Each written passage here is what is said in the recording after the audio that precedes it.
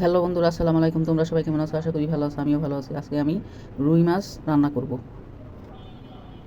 মাছগুলো আমি ধুয়ে পরিষ্কার করে নিয়েছি। এখন হলুদ লবণ মাখিয়ে নিব।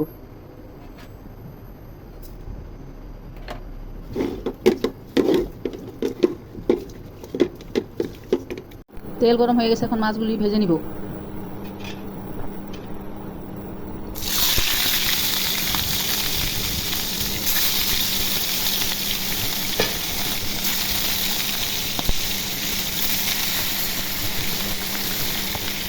তেল গরম হয়ে গেছে, এখন পেঁয়াজ কুচি ছেড়ে দিব। পেঁয়াজগুলো এখন ভেজে নিব।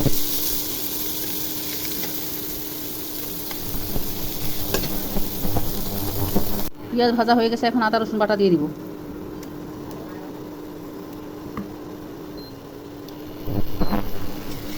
আদা রসুনটা ভেজে নিব।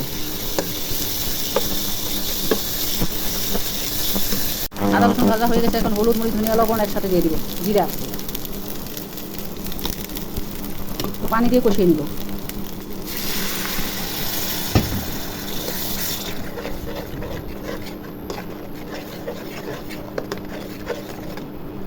মশলা ভাজা ভাজা হয়ে গেছে, এখন তরকারি দিয়ে দিব। আলু আর সিম, আলু সিম ধুয়ে কেটে বেছে ধুয়ে পরিষ্কার করে নিয়েছি। এখন কষিয়ে নিব। অল্প পরিমাণ পানি দিয়ে কষিয়ে নিব।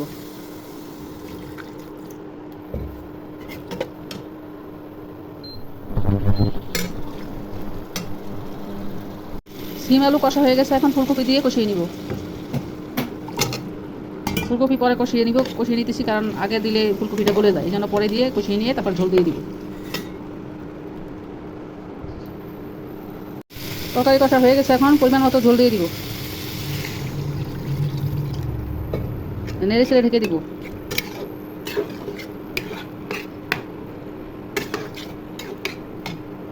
ঢাকনা উঠাই দেখি। তরকারিতে বলক চলে এসেছে, এখন মাছগুলো ছেড়ে দিব।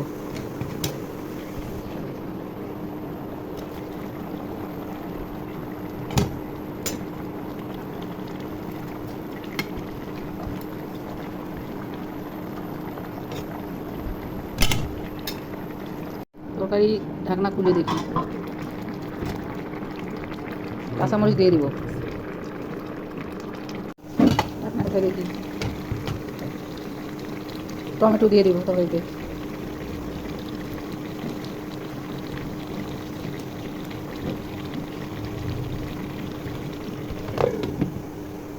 তরকারি ঢাকনা খুলে দিয়েছি, তরকারিটা হয়ে গেছে। এখন ধনিয়া পাতা দিয়ে তরকারিটা নামিয়ে নেব।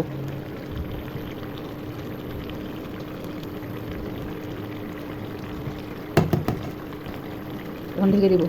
1 মিনিটের মতো রেখে তখন নামিয়ে নেব তরকারি। সবজি দিয়ে রুই মাছ রান্না হয়ে গেছে। রান্নাটা ভালো লাগলে ইউটিউব চ্যানেলটা সাবস্ক্রাইব করো আর ফেসবুক পেজটা ফলো করো। খোদা হাফেজ, বাই বাই। নতুন কোনো রান্নার রেসিপি নিয়ে আবার আসবো।